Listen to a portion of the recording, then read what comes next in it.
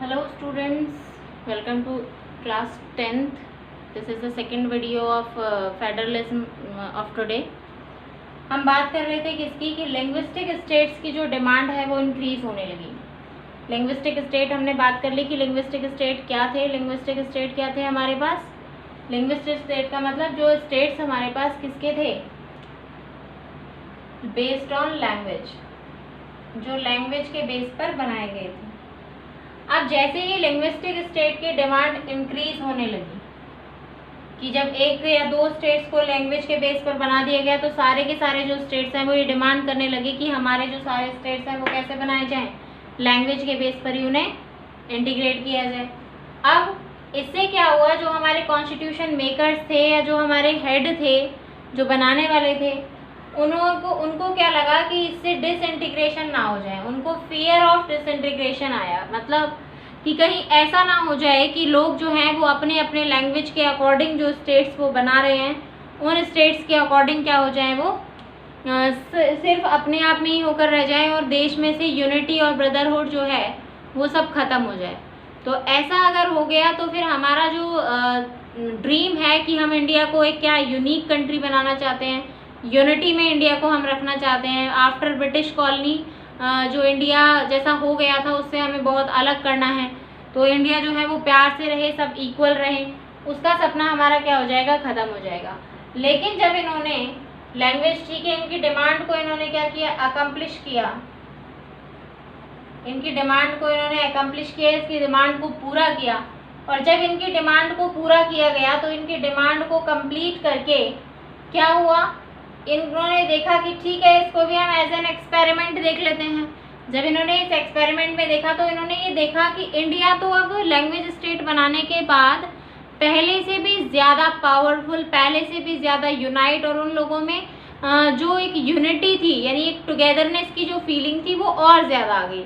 तो इन्होंने कहा ठीक है, जो अब हमने जो ये एक्सपेरिमेंट किया है इसको मूव ऑन रखते हैं। और आज तक वो एक्सपेरिमेंट उनका ये चल रहा है। एक्सपेरिमेंट क्या, जो उन्होंने डिसाइड कर दिया कि ठीक है लिंग्विस्टिक स्टेट ही प्रॉपर रहेगा, तो वो स्टार्ट हो गया तभी से। अब हम बात करते हैं तो इस तरीके से हमारे जो लिंग्विस्टिक स्टेट्स हैं, हमारे जो लैंग्वेजेस पे बेसिस हमारे पास जो स्टेट्स हैं वो बने।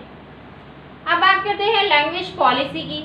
देखिए लैंग्वेज पॉलिसी के बारे में हम ये बता सकते हैं आपको कि लैंग्वेज जो है हमारे इंडिया में बहुत ही बड़ा एक मुद्दा है लैंग्वेज का, कि लैंग्वेज की अगर हम बात करें तो लैंग्वेज पॉलिसी में हमें सबसे पहले ये प्रॉब्लम आई कि जो एक कह सकते हैं कि सबसे जो नेशनल लैंग्वेज है वो किसे बनाया जाए।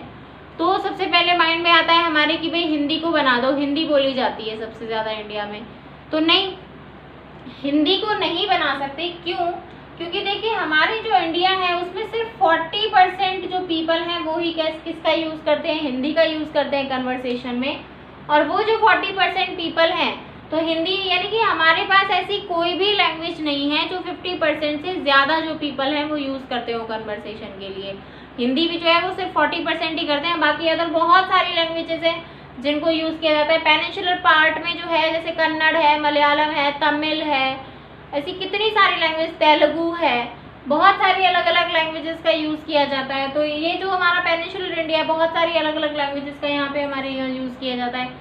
हिंदी ऊपर भी अगर हम देखें तो पंजाबी अलग बोली जाती है, बिहारी अलग बोली जाती है, बंगाली अलग बोली जाती है, राजस्थानी अलग बोली जाती है। तो इस तरीके से डिफरेंट टाइप की जो लैंग्वेजेस हैं वो बोली जाती हैं। तो कोई भी जो लैंग्वेज है वो मेजॉरिटी को प्राप्त नहीं करती।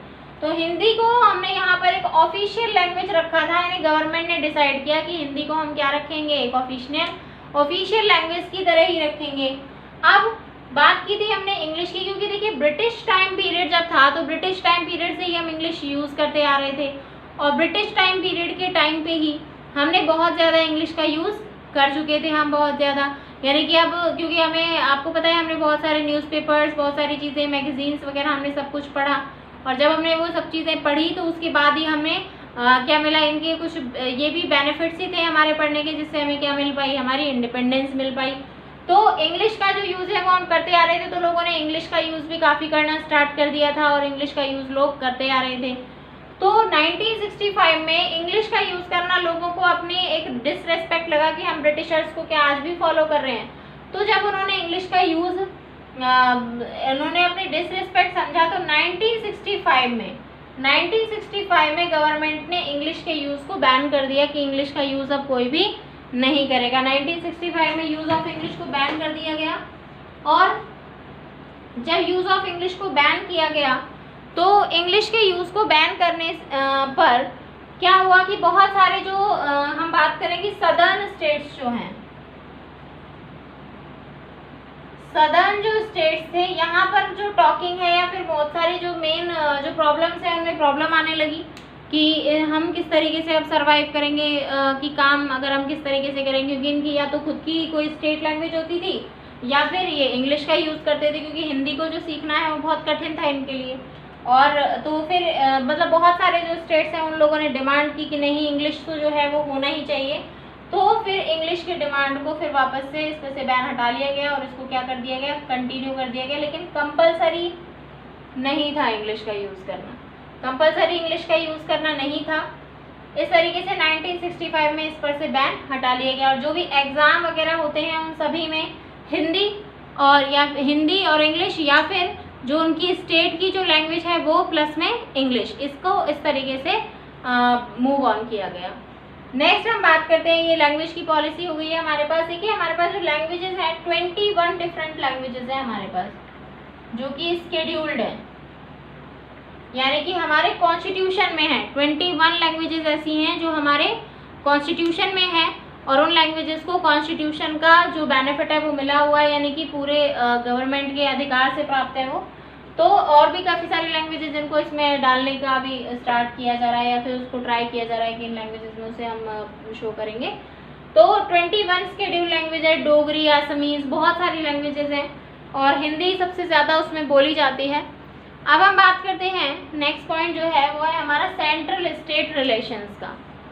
सेंट्रल स्टेट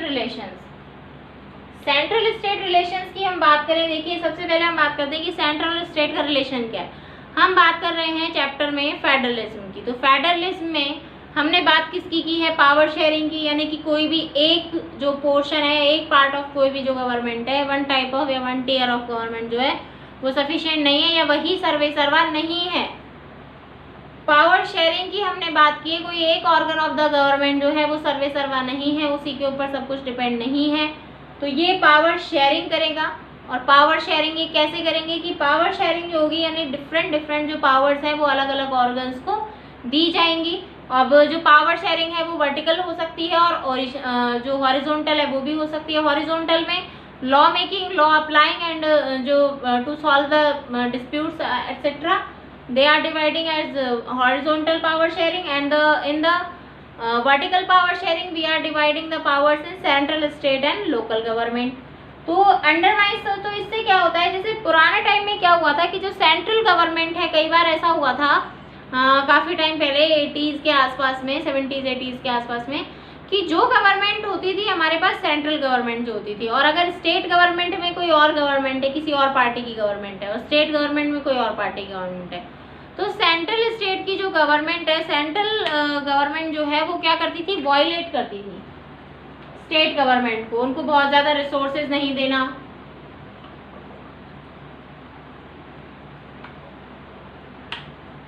स्टेट गवर्नमेंट्स को बार बार परेशान करना, ये सारे काम स्टेट गवर्नमेंट किया, सेंट्रल गवर्नमेंट जो है वो इस तरीके से किया करती थी। तो हमें ये फील हुआ कि हम लोगों ने जो फेडरल इंडिया बनाया है वो फेडरल इंडिया क्या हो गया, स्पॉइल हो गया इस तरीके से। तो फेडरल इंडिया क्या हो गया है, स्पॉइल हो गया है। तो इस तरीके से अंडरमाइज द स्पिरिट ऑफ फेडरलिज्म, यहाँ से फेडरलिज्म की जो स्पिरिट है वो खत्म हो जाती है। तो इसके लिए हमने क्या किया कि कुछ चेंजेस किए 1990s में, हमने 1990s में चेंजेस किए, 1990s में हमने कुछ इम्प्रूवमेंट्स किए, और इस गवर्नमेंट को हम एरा ऑफ कॉलिशन गवर्नमेंट भी कह सकते हैं। इस 1990s के एरिया को कॉलिशन गवर्नमेंट का एरा, यानी कॉलिशन गवर्नमेंट इस समय बहुत ज़्यादा बनी थी, तो उसका एरा, उसका युग भी कहा जा सकता है कि कॉलिशन गवर्नमेंट का जो टाइम पीरियड था वो ये था। डिसेंट्रलाइजेशन इंडिया, इंडिया में डिसेंट्रलाइजेशन करना। Coalition government, first of all हम बात करते हैं कि कॉलिशन गवर्नमेंट क्या है। देखिए कॉलिशन गवर्नमेंट क्या होती है,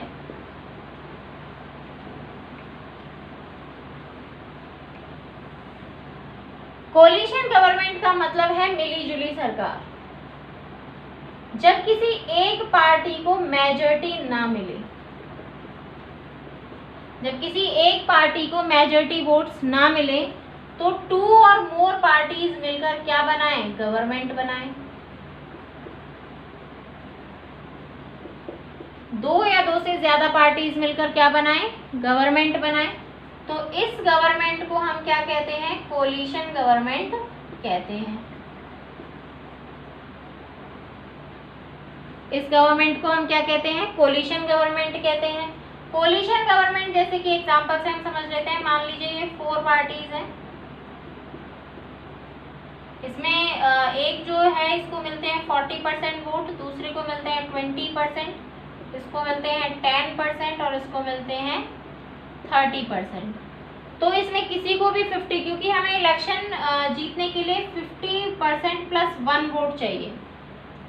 तो जो फर्स्ट पार्टी है, क्या ये अकेली गवर्नमेंट बना सकती है? नहीं। लेकिन अगर इसके साथ ये भी मिल जाए तो भी नहीं। लेकिन अगर इसके साथ ये पार्टी इसको अपने वोट्स दे दे तो ये क्या बना सकती है? गवर्नमेंट। तो ये दोनों पार्टीज मिलकर क्या बनाएंगी? गवर्नमेंट बनाएंगी। इसे कहते हैं कोलिशन गवर्नमेंट। ये हो गया हमारा कोलिशन गवर्नमेंट का। इसमें दोनों ही पार्टीज मिलजुल कर सरकार चलाती हैं। नेक्स्ट बात करते हैं, नेक्स्ट टॉपिक है हमारा डिसेंट्रलाइजेशन इन इंडिया। डिसेंट्रलाइजेशन जो इंडिया में किया गया, यानी पावर शेयरिंग या पावर्स का डिवीजन जो किया गया, वो डिवीजन ऑफ पावर किस तरीके से किया गया है और उसकी जरूरत क्या थी? भाई मेनली जो डिवीजन ऑफ पावर है,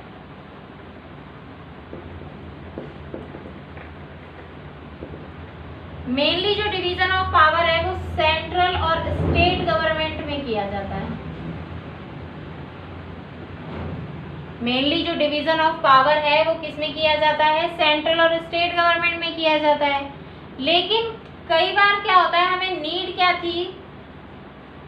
need of the third tier या लोकल गवर्नमेंट की हमें क्या जरूरत थी?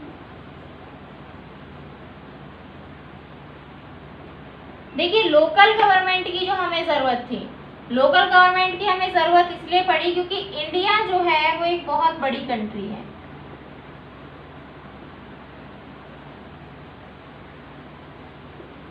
India is a very vast country. बहुत सारे स्टेट हैं, इसमें कई स्टेट तो ऐसे हैं जो एक एक कंट्री के बराबर हैं। कई स्टेट इसमें ऐसे भी हैं जो एक एक पूरी कंट्री के बराबर हैं। तो इंडिया जैसे इतने बड़े कंट्री में सेंट्रल और स्टेट इन 2 ही ऑर्गन से, इन 2 डिवीजन से काम नहीं चल सकता। स्टेट गवर्नमेंट भी जो है वो इतने बड़े स्टेट को एक ही जो ऑर्गन है वो नहीं संभाल सकता। तो उसके लिए हमें नीड पड़ी किसकी? कि जो लोग हैं वो प्रॉपरली किसके पास जा सके? गवर्नमेंट से प्रॉपरली मिल सके या उनके सामने अपनी बात को रख सके। तो ये क्या है? स्टेट गवर्नमेंट है। अब बात करते हैं हम कि स्टेट गवर्नमेंट जो है उसमें जो 30 ईयर की नीड तो जो है वो हो गई। अब जो स्टेट गवर्नमेंट है उसके ही पावर्स को क्या किया गया है? डिवाइड किया गया है। किसमें? 30 ईयर में, यानी कि लोकल गवर्नमेंट में। स्टेट गवर्नमेंट को हमने किस में डिवाइड कर दिया? लोकल गवर्नमेंट में, जिससे जनसाधारण तक आसानी से गवर्नमेंट पहुंच सके या वो आसानी से गवर्नमेंट तक पहुंच सकने, अपनी बातों को रख सके और प्रॉपरली सभी की प्रॉब्लम्स का सल्यूशन हो सके। तो ये जो लेकिन है, ये जो लोकल गवर्नमेंट जो होती है ये पूरे तरीके से किसके द्वारा कंट्रोल की जाती है? स्टेट गवर्नमेंट के द्वारा। लोकल गवर्नमेंट जो है वो पूरी तरीके से स्टेट गवर्नमेंट द्वारा। ये ऐसा नहीं होता कि सेंट्रल गवर्नमेंट से जैसे स्टेट गवर्नमेंट फ्री रहती है, ऐसा नहीं होता। स्टेट गवर्नमेंट तो फ्री रहती है सेंट्रल गवर्नमेंट से, लेकिन लोकल गवर्नमेंट जो है वो पूरे तरीके से किसके कंट्रोल में रहती है? स्टेट गवर्नमेंट के कंट्रोल में रहती है। यानी कि जितने भी रिसोर्सेज मिलेंगे, कहाँ पर कितना डेवलपमेंट होगा, ये सारा काम बताने का काम किसका है? स्टेट गवर्नमेंट का। स्टेट गवर्नमेंट ही कंट्रोल करती है किसको? लोकल गवर्नमेंट को। अब देखिए, लोकल गवर्नमेंट के लिए कुछ अमेंडमेंट भी हुए। इसकी जो सिचुएशन है, यानी हमारा जो फेडरलिज्म की जो हम प्रैक्टिस है, वो हमारी जो फेडरलिज्म है वो क्या हो जाए? बिल्कुल प्रॉपर हो जाए। तो वो जो प्रैक्टिस है उसको प्रॉपर करने के लिए कुछ अमेंडमेंट किए गए, यानी कि हमारा जो फेडरलिज्म है वो फेडरलिज्म ही रहे।